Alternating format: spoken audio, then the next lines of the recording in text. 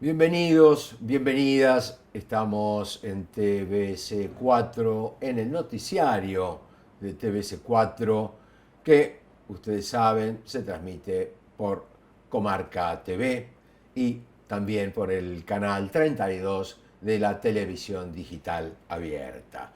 Queremos brindarle un panorama lo más amplio posible de lo ocurrido en la Argentina y en el mundo. Vamos con ello.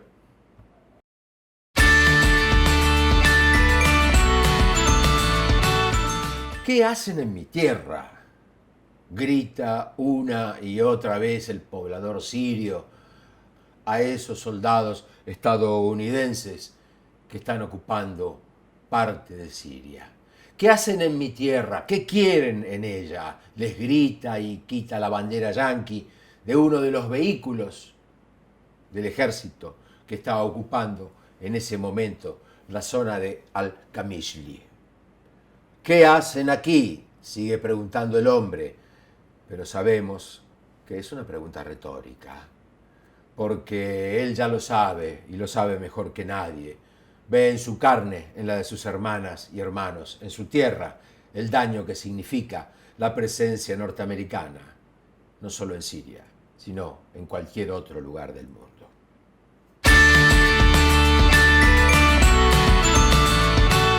Hablemos un poco de Uruguay, donde acaba de asumir el presidente Lacalle Pou, y podríamos titular esto, Lacalle Pou, ¿cómo alejarse de Sudamérica? ¿Por qué? Porque desde que asumió como jefe de Estado del país hermano, ha prometido el nuevo presidente políticas hostiles, por supuesto, contra Nicaragua, contra Venezuela, contra Cuba. Y por supuesto también un estado, podríamos decir, de genuflexión frente al gobierno de los Estados Unidos. Para rubricar ese camino tomado ahora, la Cancillería uruguaya anunció la salida de la Unión de Naciones Suramericanas, de la UNASUR, y el regreso al bélico TIAR, o sea, al Tratado Interamericano de Asistencia Recíproca, que siempre fue defendido por los Estados Unidos.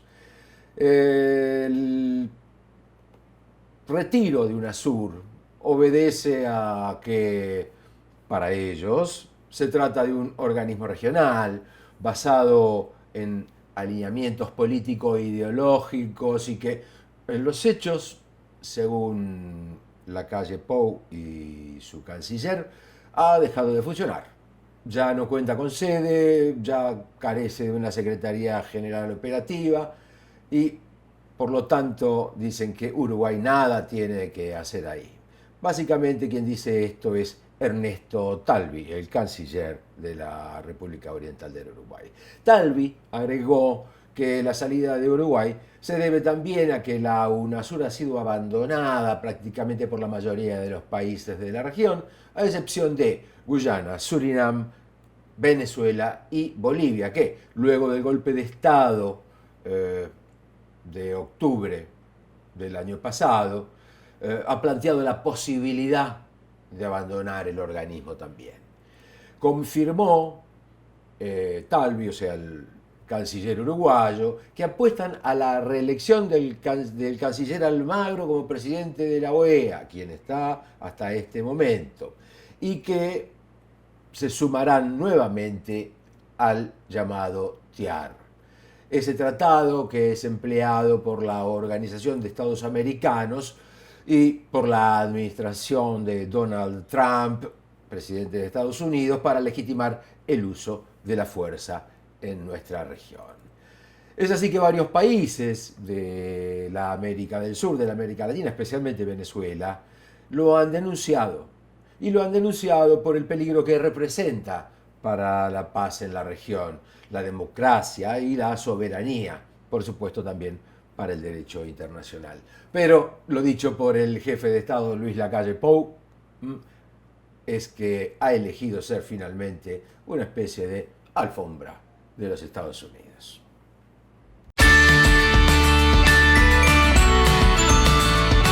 Vamos a introducirnos en el panorama internacional y llegaremos hasta el Estado de Israel. Allí donde actualmente las farmacéuticas de ese país prueban medicamentos en prisioneros palestinos, es decir, hacen experimentos científicos, entre comillas, con humanos. Varias fuentes, sobre todo israelíes, han confirmado también que firmas militares de ese país están probando armas en niños palestinos y llevan a cabo esas pruebas en los barrios palestinos de la Jerusalén ocupada. La profesora israelí Nadera Shalhoub-Kevorkian reveló que las autoridades de ocupación israelíes otorgan permisos a grandes empresas farmacéuticas para realizar estas pruebas con prisioneros palestinos y árabes. También informó el Times of Israel que en una grabación de un encuentro organizado por la profesora de la Universidad Hebrea en la Universidad de Columbia, también reveló que las firmas militares israelíes están probando armas con niños palestinos, como decíamos recién, y llevan a cabo estas pruebas en esos barrios de la Jerusalén ocupada. En la Universidad de Columbia, en Estados Unidos, en la ciudad de Nueva York, Shalhoub-Kevorkian, la doctora que hizo esta presentación, dijo que recopiló los datos mientras realizaba un proyecto de investigación para la Universidad Hebrea. Afirma sin ninguna duda que los espacios palestinos son prácticamente laboratorios. Los toques de queda a largo plazo y la opresión a los ciudadanos por parte del ejército israelí proporcionan el material, por llamarlo de algún modo, para esa invención de productos que las corporaciones de seguridad patrocinadas por el Estado van a poner en función en cualquier momento. En su charla titulada Espacios agitados, tecnologías violentas en la Jerusalén palestina, la profesora israelí agregó: ellos verifican qué bombas usar, bombas de gas o bombas de olor, ya sea para poner sacos de plástico o sacos de tela, para golpearnos con sus rifles o patearnos con sus botas. La semana pasada las autoridades israelíes se negaron a entregar el cuerpo del palestino Fares Baroud, quien falleció en una cárcel israelí después de sufrir una serie de enfermedades. Su familia piensa que pueden haber utilizado para tales pruebas estos experimentos con él y todavía aún no ha podido revelarse si esto ha sido así.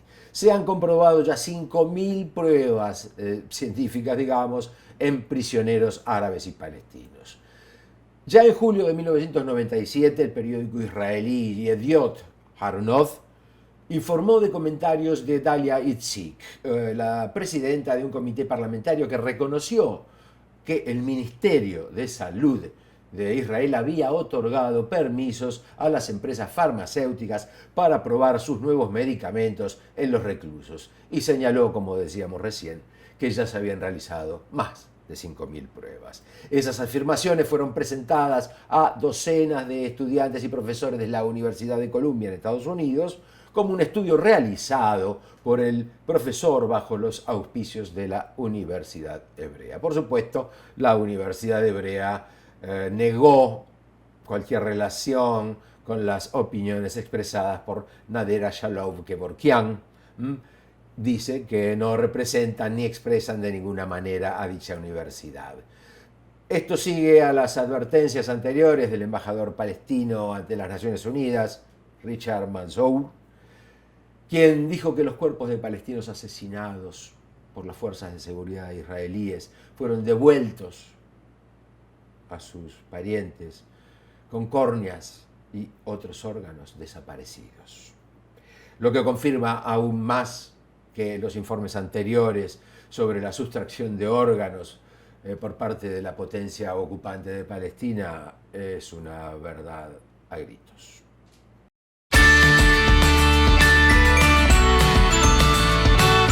Y en un un vuelo rápido, digamos, nos trasladaremos desde Israel hasta la provincia de Jujuy, en la República Argentina, donde el gobernador Morales teme que el Poder Judicial sea intervenido. También el presidente Alberto Fernández se ha referido a esta posibilidad, pero sin dar ninguna respuesta firme. Sin embargo, Alberto Fernández subrayó hoy que le preocupa muchísimo la situación que está ocurriendo en la justicia de Jujuy, aunque aclaró que él es muy cuidadoso respecto al proyecto de ley que un senador nacional del oficialismo propone para la intervención del Poder Judicial de la provincia. El mandatario argentino se refirió a la iniciativa tomada por un representante del peronismo llamado Guillermo Snopek, que a la vez es cuñado del gobernador Morales de Jujuy, e integra, por supuesto, la banca de Frente para Todos en la Cámara Alta. En diálogo con una radio local, la FM Delta, el jefe de Estado argentino contó su versión de la charla que mantuvo con el mandatario norteño respecto del tema. Morales me preguntó, dijo Alberto, y le dije que desconocía de qué estaba hablando. Es una cosa que francamente desconozco. Ocurre en otro poder y no es una iniciativa nuestra. Bien, nos trasladamos a la provincia de Santa Fe, querida provincia santafesina, donde estuvo Ginés González García. ¿Por qué? Pues porque en el marco de las acciones de la lucha contra la epidemia de dengue, desplegada en buena parte del país, el ministro de Salud de la Nación visitó al gobernador Perotti. Acompañado por él, por Mar Perotti, Ginés estuvo en una jornada de actualización y de fortalecimiento de acciones y estrategias preventivas, no solamente para el dengue, sino también para el sarampión y, obviamente, el coronavirus. La actividad estuvo centrada en la visita al LIF, que es el Laboratorio Industrial Farmacéutico Sociedad del Estado de la provincia, allí donde se producen los medicamentos económicos que muchos consumen. Además es un centro, LIF, un centro de alta calidad y uno de los laboratorios públicos más importantes de la Argentina.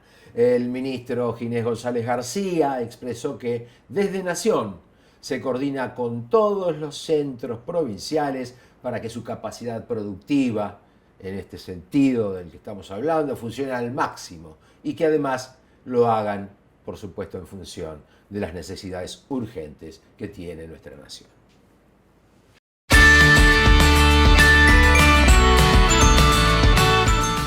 ¿Qué pasó? Se asomó a ver si llovía, quiso salir volando como un pajarito. Fue tal vez un recurso publicitario, como a veces ocurre, o simplemente un freno que no funcionó.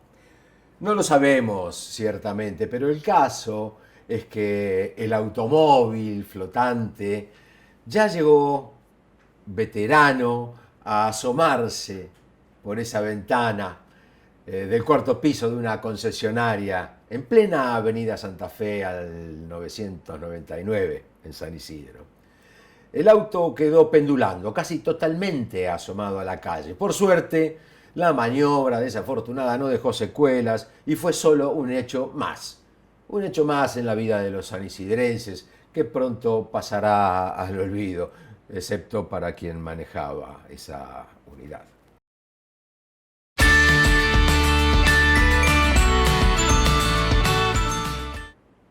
Vamos al plano nacional con una triste noticia que ustedes ya seguramente conocen, que ocurrió la semana pasada, pero su peso nos hace recaer hoy en ella aún.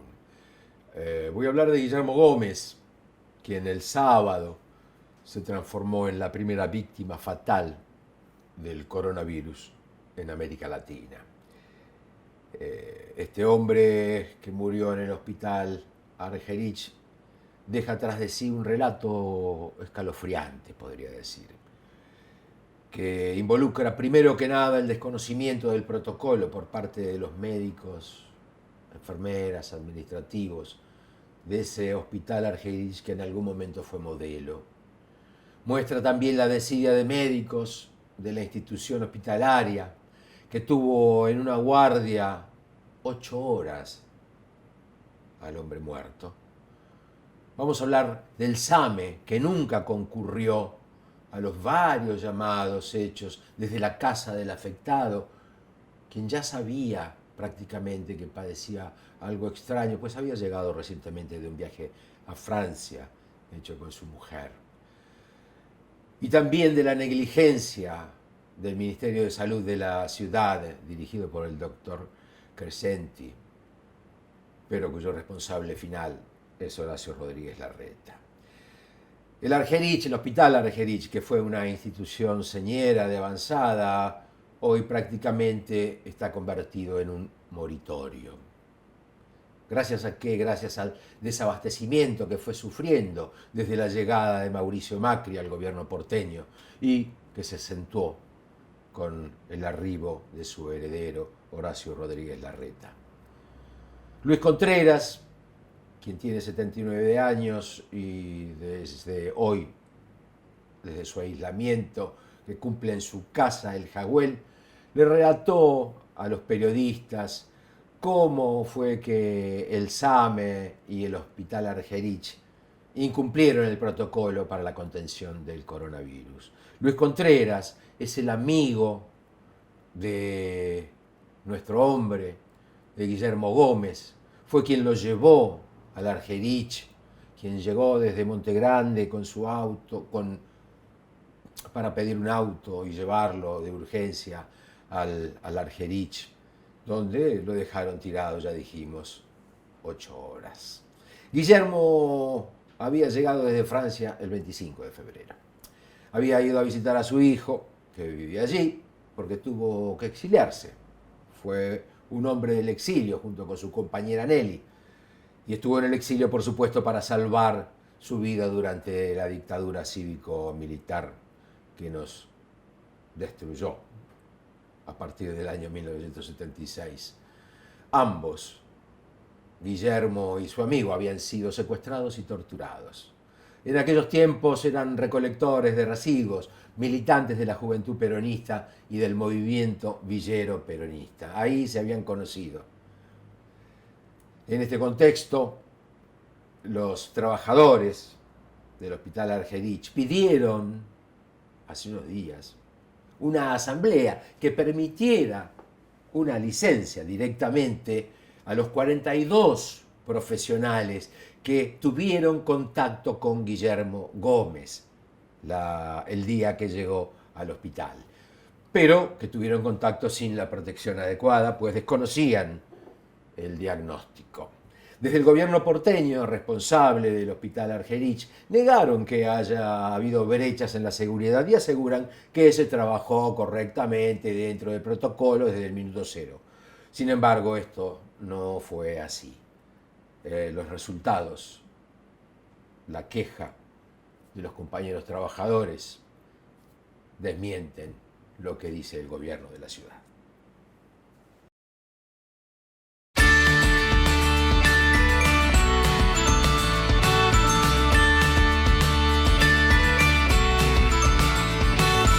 Riggi fue un maestro de maestros, un hombre de referencia mundial en el tema del derecho, una cita imprescindible para quienes piensan desde una vertiente humanista la cuestión legal. El Bebe, como le decían, el Bebe Riggi, con cariño por supuesto, los suyos y algunos de nosotros también, por ese rostro aniñado que tuvo hasta el fin, fue quien hizo del derecho un arte y de la justicia una posibilidad, un recurso, una manera de defender al pueblo pobre, siempre negado, siempre ninguneado, siempre acosado por el poder. En este mes de marzo, el día 5, se cumplió un año de su partida. Aunque tan grande es su legado que es imposible pensar en su ausencia.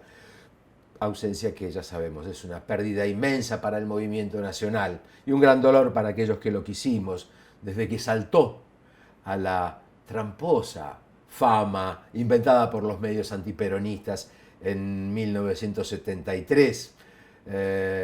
Casualmente los mismos que hoy atacan al gobierno por aquel gran discurso, recordadísimo discurso, que dio un 22 de marzo también frente a la cúpula de la Policía Federal, ya como ministro del Interior del doctor Héctor José Cámpora, precisamente triunfante en las elecciones de 1973, un 11 de marzo también. A sus 35 años, Rigui, ministro del Interior del gobierno peronista, comienza su gestión ministerial con una medida absolutamente democrática: quemar los archivos de la DIPA, que era la División de Actividades Antidemocráticas establecida por el gobierno militar. Pero quizá el mejor homenaje a su entereza y valentía será recordar aquel memorable discurso del 22 de marzo del 73, 10 días después del triunfo peronista del Frejuli, y que se lo dio directamente a la cúpula de la Policía Federal. En él informa a los agentes sus nuevas obligaciones. La primera, no reprimir los justos reclamos del pueblo. Dijo aquel joven Rigui: la función policial no será combatir manifestaciones, solo encauzarlas, ponerles razonables límites, impedir desbordes. Ahora nadie pretende que de sus armas, le decía a la policía, deba salir la solución de los conflictos. Los grandes movimientos de la sociedad y los cambios revolucionarios que en ella se irán produciendo apaciguarán esas pasiones. ¿Cómo vamos a ordenar reprimir al pueblo si suyo es este gobierno y en su nombre y por su voluntad actuamos? Así, la policía tendrá nuevas obligaciones, tendrá la obligación de no reprimir los justos reclamos del pueblo, de respetar a todos sus ciudadanos en cualquier ocasión y circunstancia, de considerar inocente a todo ciudadano mientras no se demuestre lo contrario, de comportarse con humanidad, inclusive frente al culpable. La fórmula del Frejuli, Cámpora, Solano, Lima triunfó aquel 11 de marzo de 1973, tras 18 años de proscripción del peronismo, forzada por las fuerzas armadas antinacionales y los autodenominados demócratas. Así que bueno, el 5 de marzo, el 11 de marzo, el 22 de marzo, son 3 fechas de este mes que nos unen y que están unidas a la vez por el hilo de la historia, del derecho y de la democracia. Se nos fue con el Bebe Rigui un pedazo de historia. Recordarlo por su sabiduría y conducta es lo importante para nosotros, pues jamás cometió la deslealtad ni quebró la fidelidad con su ideario y con quienes había asumido el compromiso de ser Procurador General de la Nación a partir de 2005.